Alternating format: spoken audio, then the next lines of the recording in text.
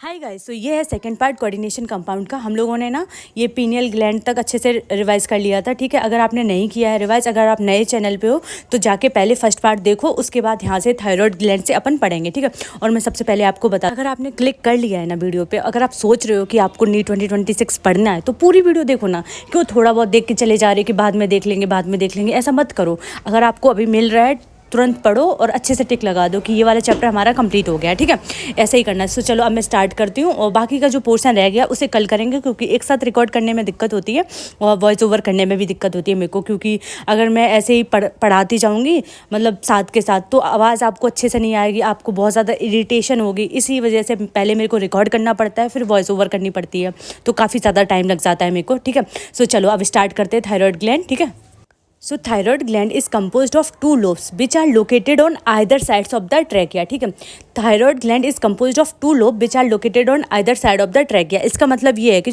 जो thyroid gland है ना, वो ट्रैकिया के दोनों ओर स्थित है और दो लोब से बनी होती है। मैं आपको बहुत अच्छे से अभी समझाऊंगी, पहले इसे याद कर लो। Thyroid gland is composed of two lobe which are located on either side of the trachea. जैसे कि आप लोग यहाँ पे देख सकते हो, जो थायराइड ग्लैंड है वो ट्रैकिया के दोनों ओर स्थित है और दो लोब से बनी होती है। ठीक है, समझ में आया ना। और जैसे कि आप लोगों ने यहाँ पे डायग्राम में देख ही लिया है। ठीक है, सो चलो अब मैं आपको पढ़ाती हूँ दूसरा लाइन, बट इससे पहले एक बार और रिवाइज कर लेते हैं। Thyroid gland is composed of two lobe which are located on either side of the trachea. ठीक है, तो हम लोगों ने यहाँ से अच्छे से कर लिया है कि जो थायराइड ग्लैंड होती है वो कंपोज होती है दो लोब से, जो कि लोकेटेड होती है either side of the trachea. ठीक है, समझ में आ रहा ना, बोलो मेरे साथ। Thyroid gland is composed of two lobe which are located on either side of the trachea. Both the lobes are interconnected with a thin flap of connective tissue called isthmus. इसका मतलब ये है कि दोनों लोब्स कनेक्टिव टिश्यू के एक पतले flap से आपस में जुड़े रहते हैं, जिसे इस्थमस कहते हैं। ठीक है, जैसे कि आप लोग देख सकते हो यहाँ पे एक लोब है, एक लोब यहाँ है, तो बीच में एक पतली फ्लैप कनेक्टिव टिश्यू है जिसे इस्थमस कहा जाता है। समझ में आया ना, अच्छे से आ गया होगा समझ में, आई थिंक सो। ठीक है, ये लाइन काफ़ी बार रिवाइज करोगे तो अच्छे से और याद हो जाएगी। ठीक है, बोलो मेरे साथ। Both the lobes are interconnected with a thin flap of connective tissue called isthmus. ठीक है, both the lobes are interconnected with a thin flap of connective tissue called isthmus. ठीक है, both the lobes are interconnected with a thin flap of connective tissue called isthmus. ठीक है, चलो एक बार फिर से रिवाइज कर लेते हैं। Thyroid gland is composed of two lobe which are located on either side of the trachea. ठीक है, जैसे कि आप लोग देख सकते हो कि जो थायराइड ग्लैंड होती है वो ट्रैकिया के दोनों ओर स्थित हो दो लोब से बनी होती है। ठीक है, और दोनों लोब्स के बीच में एक कनेक्टिव टिश्यू के एक पतले फ्लैप से आपस में जुड़े होते हैं, जिसे इस्थमस कहा जाता है। ठीक है, सो अच्छे से रिवाइज कर ले। Thyroid gland is composed of two lobe which are located on either side of the trachea. Both the lobes are interconnected with a thin flap of connective tissue called isthmus. Okay, अब दूसरी line पढ़ते हैं। Thyroid gland is composed of follicles and stromal tissue. ठीक है, जो thyroid gland होती है वो कंपोज्ड होती है फॉलिकल्स और स्ट्रोमल टिश्यू। इस लाइन का मतलब ये है कि थायराइड ग्लैंड फॉलिकल्स और स्ट्रोमल टिश्यू की बनी होती है। थायराइड ग्लैंड फॉलिकल्स और स्ट्रोमल टिश्यू की बनी होती है। थायराइड ग्लैंड फॉलिकल्स और स्ट्रोमल टिश्यू की बनी होती है। जो थायराइड ग्लैंड है वो फॉलिकल्स और स्ट्रोमल टिश्यू की बनी होती है। ठीक है, each thyroid follicle is composed of follicular cell enclosing a cavity. These follicular cell synthesize two hormone called T4 and T3। T4 का नाम है टेट्राआइडोथायरोनिन और थायरोक्सिन, और T3 का नाम है ट्राईआइडोथायरोनिन। तो चलो अब इसे एक बार अच्छे से हिंदी में बता देते। इस लाइन का मतलब ये है कि जो ईच थायराइड फॉलिकल है ना, एक कैविटी को घेरे फॉलिकुलर सेल से बना होता है। ये फॉलिकुलर सेल दो हार्मोन T4 और T3 का सिक्रीशन करती है। तो चलो अब फिर से एक बार पढ़ लेते हैं। Thyroid gland is composed of follicles and stromal tissue. Each thyroid follicle is composed of follicular cells enclosing a cavity. इस लाइन का मतलब ये है कि प्रत्येक थायराइड फॉलिकल एक कैविटी को घेरे फॉलिकुलर सेल से बना होता है। ये फॉलिकुलर सेल दो हार्मोन सिक्रीशन करती है, T4 और T3। T4 और T3 कितने हार्मोन? दो हार्मोन, T4 और T3। T4 और T3, T4 को क्या बोलते हैं? टेट्राआइडोथायरोनिन और थायरोक्सिन, और T3 को ट्राईआइडोथायरोनिन। समझ में आ रहा है कि नहीं? ठीक है, सो चलो अब इसे बहुत बार रिवाइज कर लिया और बहुत सारी चीज़ें पढ़ ली हैं। अब यहाँ तक तो मैंने बहुत अच्छे से रिवाइज करवा दिया। अब पढ़ते ही है। Iodine is essentially for the normal rate of hormone synthesis in the thyroid. इस लाइन का ये मतलब है कि थायराइड हार्मोन के नॉर्मल रेट से बनने के लिए आयोडीन की आवश्यकता होती है। ठीक है, iodine is essentially for the normal rate of hormone synthesis in the thyroid. इस लाइन का क्या मतलब है बताओ मेरे साथ। थायराइड हार्मोन के नॉर्मल रेट से बनने के लिए आयोडीन की आवश्यकता होती है। थायराइड हार्मोन्स के नॉर्मल रेट से बनने के लिए आयोडीन की आवश्यकता होती है। ठीक है, deficiency of iodine in our diet result in hypothyroidism and enlargement of the thyroid gland commonly called goiter, commonly called goiter। अगर हमारी डाइट में आयोडीन की डिफिशियंसी हो जाए तो इसे हम हाइपोथायरॉयडिज्म बोलते हैं। और अगर थायराइड ग्लैंड बढ़ जाती है तो उसे हम गोइटर बोलते हैं। मतलब अगर डिफिशियंसी हो जाए आयोडीन की हमारी डाइट में तो इसे हाइपोथायरॉयडिज्म कहा जाता है। लेकिन अगर थायराइड ग्लैंड बढ़ जाती है तो इसे गोइटर बोला जाता है। क्या बोला जाता है? गोइटर बोला जाता है। समझ में आ रहा है ना? ठीक है। अगर हमारी डाइट में अगर डिफिशियंसी हो जाए आयोडीन की तो इसे हाइपोथायरॉयडिज्म बोलेंगे। और हमारे थायराइड ग्लैंड बढ़ जाती है तो इसे हम गोइटर बोलेंगे। ठीक है। क्वालिटी थोड़ी सी डाउन हो जाएगी क्योंकि ना मेरा फ़ोन बहुत ज़्यादा हीट करने लग गया था। आई डोंट नो क्यों वो इतना ज़्यादा गर्मी में हीट करने, ऑफकोर्स इतनी ज़्यादा गर्मी पड़ रही तो मैं रूम में आ गई। तो रूम में लाइट का बड़ा वो हो रहा था। फिर उसके बाद मैंने सब कुछ सही कर दिया था। आप लोग थोड़ा सा एडजस्ट कर लेना। ठीक है। अभी आगे चल के पूरा अच्छे से समझ में आएगा। ठीक है। Hypothyroidism during pregnancy cause defective development and maturation of the growing baby leading to a stunted growth, cretinism, mental retardation. Hypothyroidism during pregnancy cause defective development and maturation of the growing baby leading to a stunted growth, cretinism. तो चलो अब इस line का मतलब मैं अच्छे से समझा दूं। ठीक है। इस लाइन का मतलब ये है कि प्रेगनेंसी के समय हाइपोथायरॉयडिज्म के कारण यूट्रस में विकसित हो रहे बच्चे की ग्रोथ डिफेक्टिव हो जाती है। इससे बच्चे में स्टंटेड ग्रोथ, जिसे हम cretinism, mental retardation, low intelligent question, abnormal skin, deaf mutism. Deaf mutism का मतलब ये होता है कि बहरा गूंगापन आदि हो जाते हैं। ठीक है। इस लाइन का यही मतलब है। अब मैंने आपको हिंदी में तो मतलब समझा दिया। अब मैं इसे इंग्लिश में ही बार बार बोलूँगी सो दैट आपको दिमाग में ये सारे के सारे वर्ड दिमाग में छप जाए, क्योंकि हिंदी में मतलब तो पता चल ही गया। चलो मेरे साथ बोलो। Hypothyroidism during pregnancy cause defective development and maturation of the growing baby leading to stunted growth, जिसे हम क्रेटिनिज्म बोलते हैं, mental retardation, low intelligent question and mental retardation. ऊपर चलो बहन, क्या कर रही हो तुम? Mental retardation, low intelligent question, abnormal skin, deaf mutism etcetera. ठीक है। आया कि नहीं आया समझ में? बोलो बोलो, मेरे साथ बोलो। एक बार हिंदी में और अच्छे से समझा देते। इस लाइन का ये मतलब है कि प्रेगनेंसी के समय हाइपोथायरॉयडिज्म के कारण यूट्रस में विकसित हो रहे बच्चे की ग्रोथ डिफेक्टिव हो जाती है। इससे क्या होता है? बच्चे में स्टंटेड ग्रोथ यानी cretinism, mental retardation, low intelligent question, abnormal skin हो जाती है और गूंगापन, बहरापन, ये सब कुछ आ जाता है इत्यादि। ठीक है। सो चलो एक बार रिवाइज कर लेते, सारा फटफट रिवाइज करेंगे। ठीक है। Thyroid gland is composed of 2 lobe which are located on either side of the trachea. ठीक है। और both the lobes are interconnected with a thin flap of connective tissue called isthmus। ठीक। Thyroid gland is composed of follicles and stromal tissue. ठीक है। जो thyroid gland होती है वो कंपोज होती है फॉलिकल्स एंड स्टोमल टिश्यू। ठीक है। और फिर उसके बाद आते हैं each thyroid follicle is composed of follicular cell enclosing a cavity. Each thyroid follicle is composed of follicular cell enclosing a cavity. इसका मतलब ये है कि ईच थायराइड फॉलिकल एक कैविटी को घेरे फॉलिकुलर सेल से बना होता है। ठीक है। और ये फॉलिकुलर सेल 2 हार्मोन सिक्रीट करती है जिसका नाम होता है T4 और T3। T4 और T3। ठीक है। T4 को बोलते हैं टेट्राआइडोथायरोनिन और थायरोक्सिन, और T3 को बोलते हैं ट्राईआइडोथायरोनिन। ठीक है। Iodine is essentially for the normal rate of hormone synthesis in the thyroid. ठीक है। Deficiency of iodine in our diet result in hypothyroidism and enlargement of thyroid gland commonly called goitre. ठीक है। समझ में आया ना? और फिर उसके बाद आते हैं hypothyroidism. Hypothyroidism during pregnancy cause defective development and maturation of the growing baby leading to stunted growth, cretinism, mental retardation and low intelligent question, abnormal skin, deaf mutism etcetera. यहाँ तक मैंने बहुत अच्छे से समझा दिया, दिमाग में बसा दिया। अगर आपको बहुत अच्छे से समझ में आया ना तो मेरे साथ बोलते जाना, रिवाइज होता जाएगा। कि आप इसे बार बार रिवाइज करोगे ना तो सारी चीज़ें दिमाग में छपी जाएंगी आपके। ठीक है। सो अब पढ़ते हैं आगे के पोर्शन पे, थोड़ा ही बहुत रह गया है, सो अच्छे से रिवाइज हो जाएगा। ठीक है। In adult women hypothyroidism may cause menstrual cycle in to become irregular. ठीक है। इस लाइन का ये मतलब होता है कि एडल्ट वुमेन में हाइपोथायरॉयडिज्म की वजह से मेंस्ट्रुअल साइकिल इरेगुलर हो जाती है। क्या हो जाती है? इरेगुलर हो जाती है। ठीक है। एडल्ट वुमेन में हाइपोथायरॉयडिज्म की वजह से मेंस्ट्रुअल साइकिल इरेगुलर हो जाती है। ओके, गॉट इट या नहीं? समझ में आया ना? सो चलो अब नीचे वाला पार्ट पढ़ते हैं। Due to cancer of the thyroid gland और due to the development of the nodules of the thyroid gland, the rate of synthesis and secretion of the thyroid hormone is increase to abnormal high level leading to a condition called hypothyroidism which adversely affect the body physiology. चलो अब इसका मतलब एकदम दिमाग में घुसाते हैं। ठीक है। थायराइड ग्लैंड में कैंसर या फिर इसमें नोड्यूल्स की इंक्रीजमेंट से थायराइड हार्मोन की सिंथेसिस और सिक्रीशन की जो रेट है ना वो एबनॉर्मल रूप से अधिक हो जाती है। इस कंडीशन को हाइपोथायराइडिज्म कहते हैं, जो बॉडी की फिजियोलॉजी पर एडवर्स इफेक्ट करती है। समझ में आ रहा है ना इस लाइन का मतलब कि थायराइड ग्लैंड में कैंसर या फिर इसमें नोड्यूल्स की वृद्धि से थायराइड हार्मोन की सिंथेसिस और सिक्रीशन की जो रेट है वो ना एबनॉर्मल रूप से बढ़ जाती है। तो इस कंडीशन को हाइपोथायराइडिज्म कहते हैं, जो बॉडी की फिजियोलॉजी पर एडवर्स इफेक्ट डालती है। समझ में आ गया? चलो एक बार और बोल देते हैं मेरे साथ।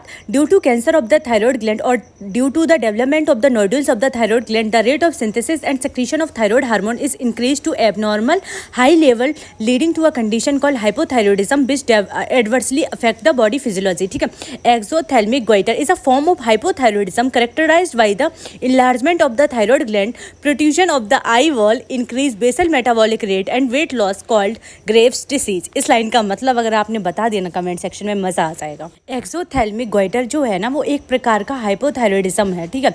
और इसमें क्या होता है, थायराइड ग्लैंड का एनलार्जमेंट होना, आई वॉल का प्रोट्रूशन होना, प्रोट्रूशन का मतलब होता है शायद कुछ बड़ा बड़ा टाइप का। ठीक है।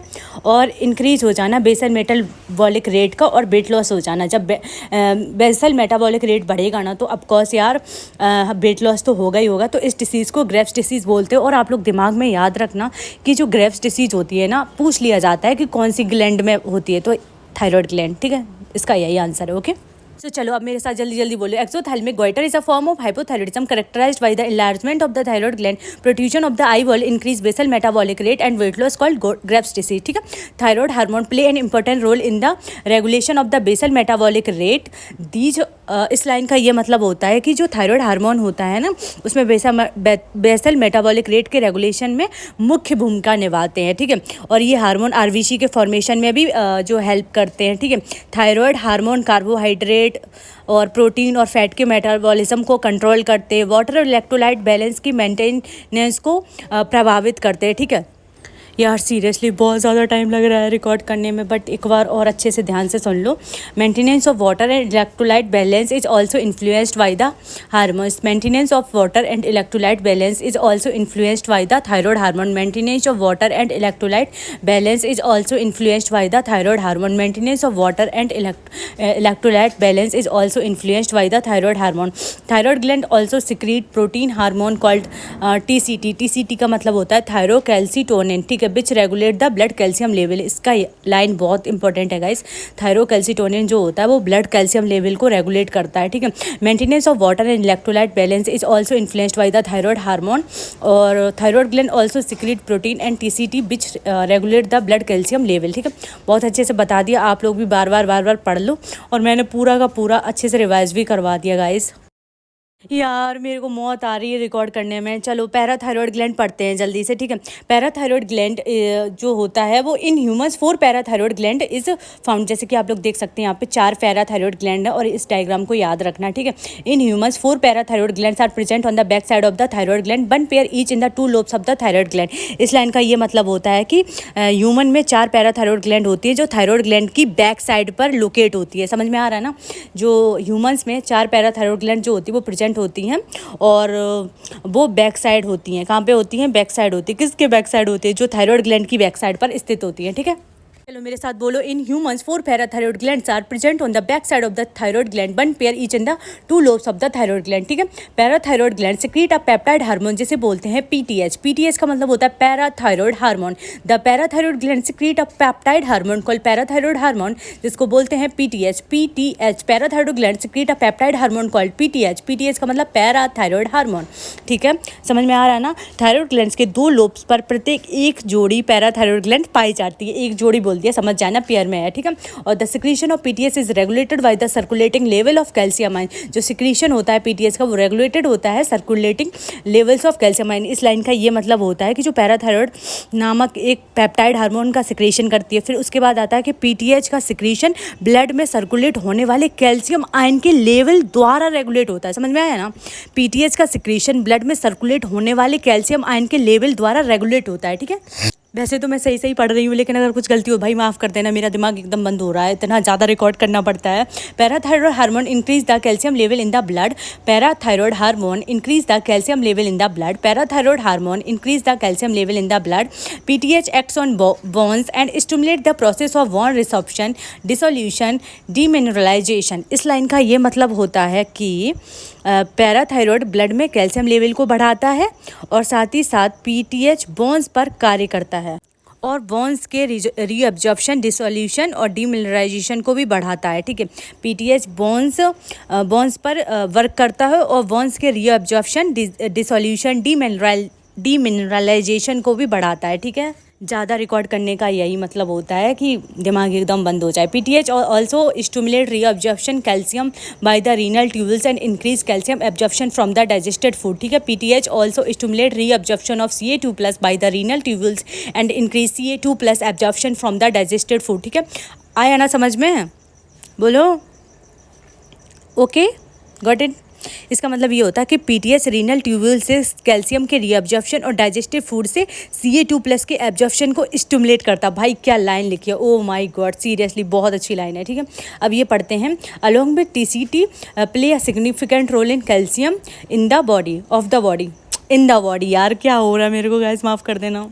देखो सबसे पहले मैं आपको ये बता दूं, जो PTH TCT के साथ मिलकर बॉडी में कैल्शियम आयन के बैलेंस को बनाए रखने में महत्वपूर्ण रोल प्ले करता है। जैसे कि आप लोग देख सकते हो, मैंने लिख रखा है ना, PTH plus TCT calcium balance in the body. PTH plus TCT calcium balance in the body. और मैंने चलो बहुत अच्छे से समझा दिया पैराथायरॉयड ग्लैंड को। चलो एक बार रिवाइज कर लेते हैं। In humans 4 parathyroid glands are present on the back side of the tracheum, back side of the thyroid gland, sorry guys, 1 pair each in the 2 lobes of the thyroid gland. ठीक है, the parathyroid gland secrete a peptide hormone called parathyroid hormone PTH. The secretion of PTH is regulated by the circulating calcium level of calcium ions. Circulating levels of calcium ion. ठीक है, PTH increase the calcium levels in the blood. PTH acts on the bonds and stimulate the process of bond resorption, dissolution, demineralization. PTH also stimulate reabsorption Ca+ by the renal tubules and increase Ca2+ absorption from the digested food. ठीक है, और along with TCT ये क्या करता है, calcium level को balance करता है। ठीक है, पैराथायरॉयड ग्लैंड बहुत अच्छे समझ में आ गया। अब पढ़ते हैं थाइमस। थाइमस क्या होते हैं? Thymus gland is a lobular structure located between lungs behind the sternum on the ventral. Thymus gland is a lobular structure located between lungs behind sternum on the ventral side. इसका मतलब ये है कि जो thymus gland है वो एक lobular structure है जो लंग्स के बीच में स्टर्नम के पीछे तथा एरोटा के वेंट्रल साइड पर होती है। ठीक है, थाइमस ग्लैंड एक लोबुलर स्ट्रक्चर है जो लंग्स के बीच में, स्टर्नम के पीछे तथा एरोटा के वेंट्रल साइड पर होती है। ठीक है, समझ में आया ना? Thymus gland is a lobular structure located between lungs behind sternum on the ventral sides of the aorta. Thymus gland is a lobular structure located between lungs behind sternum on the ventral side of the aorta. Thymus play a major role in the development of the immune system. ठीक है, जो thymus होती है, thymus immune system के development में प्रमुख role play करती है। ठीक है, यह ग्लैंड थाइमोसिन नामक पेप्टाइड हार्मोन का सिक्रेशन करती है। यहाँ पे भी समझ जाना, this gland secrete the peptide hormone called thymosin. ये जो ग्लैंड होती है वो सिक्रेट करती है पेप्टाइड हार्मोन को, जिसे थाइमोसिन बोलते हैं। यह ग्लैंड सिक्रेट करती है पेप्टाइड हार्मोन को, जिसे क्या बोलते हैं? Thymosin. This gland secrete the peptide hormone called thymosin. This gland secrete the peptide hormone called thymosin. ठीक है, ये अच्छे से हो गया ना। Thymosin play a major role in the differentiation of T lymphocyte which provide cell mediated immunity. जो thymosin होती है वो प्ले करती है major role differentiation of T lymphocyte which provide cell mediated immunity. ठीक है, in addition thymosin also promote production of antibodies to provide humoral immunity. ठीक है, इस लाइन का मतलब मैं आपको बता दूँ। इस लाइन का ये मतलब होता है, जो थाइमोसिन होती है वो टी लिम्फोसाइट के डिफरेंशिएशन में इंपॉर्टेंट रोल प्ले करती है। ठीक है, जो सेल मेडिएटेड इम्यूनिटी को भी प्रोवाइड कराती है। इसके अलावा थाइमोसिन ह्यूमरल इम्यूनिटी को भी प्रदान करने के लिए एंटीबॉडी के प्रोडक्शन को भी प्रमोट करता है। ठीक है, थाइमोसिन बूढ़े व्यक्तियों, मतलब जो बूढ़े हो जाते हैं ना, उसमें डिजनरेट हो जाती है, जिसमें थाइमोसिन का प्रोडक्शन कम हो जाता है। इसलिए जो बुजुर्ग होते हैं ना, उनमें इम्यून रिस्पॉन्स कमज़ोर हो जाता है। ठीक है, चलो एक बार रिवाइज कर लेते हैं। Thymus gland is a lobular structure located between lungs behind sternum on the ventral side. जो थाइमस ग्लैंड होती है वो लोकेटेड होती है बिटवीन लंग्स और स्टेनम के पीछे तथा ओरेटा के वेंट्रल साइड पर होती है। ठीक है, और थाइमस इम्यून सिस्टम के डेवलपमेंट में प्रमुख रोल प्ले करती है। ठीक है, समझ में आ रहा है ना? चलो अब एक बार सिर्फ इंग्लिश में रिवाइज करते हैं यार, बहुत हो गया हिंदी। कहाँ पे थे हम लोग? Thymus play a major role in the development of the immune system. This gland secrete the peptide hormone called the thymosin. Thymosin play a major role in the differentiation of the T lymphocyte which provide cell mediated immunity. In addition, thymosin also promote production of antibodies to provide humoral immunity. Thymus is degenerate in old individual resulting in decreased production of thymosin. As a result, the immune response of old person become weak. भाई साहब बहुत हो गया, बहुत थक गई हूँ मैं. अब कल इसको ख़त्म करते हैं पूरी तरीके से. अगर वीडियो अच्छी लगी तो please do like, share and subscribe और कमेंट में रेड ऐड करना अगर आपने पूरी वीडियो देखी. अगर आपने पूरी वीडियो नहीं देखी तो भाई बहुत गलत कर रहे हो, लिटरली बहुत ज़्यादा गलत कर रहे हो. क्योंकि आपको तो पता है ना यार कि अगर मैं पढ़ा रही हूँ और आप उसका अच्छे से यूज़ नहीं कर रहे हो तो मेरे पढ़ाने का कोई फ़ायदा नहीं है. क्योंकि मैं एकदम दिमाग में छपवाती हूँ, कितने बार आपसे बोलती हूँ. अब बाकी का जो भी पोर्शन बचा हुआ है इसे करेंगे अपन कल, ठीक है. और क्योंकि यार बहुत ज़्यादा थक गई हूँ मैं, मेरे से ना वॉइस रिकॉर्डिंग नहीं होती है. पहले मैं खुद से रिकॉर्ड करती हूँ, फिर वो करती हूँ तो काफ़ी ज़्यादा टाइम लग जाता है. But I have to try. चलो बाय.